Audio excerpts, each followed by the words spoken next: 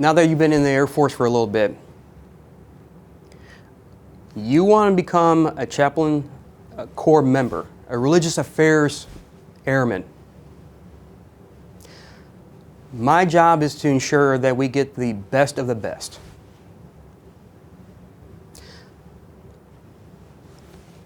Not like the airman that's coming in. You know better.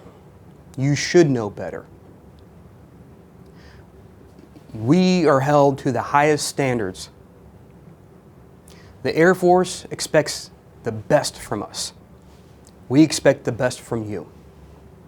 No matter if you're a first-term airman in the ranks of E1 to E4, or an NCO or senior NCO, we expect the best. We expect you to perform. We expect high standards. In this career field, you must take care of people. You must be willing to get out of your comfort zone to take care of people. Yes, we do a lot of administrative work, but there are times we have to get away from the desk, get out into the units, let the units see our face, and let them know that we're there to take care of them. What does it take? Courage.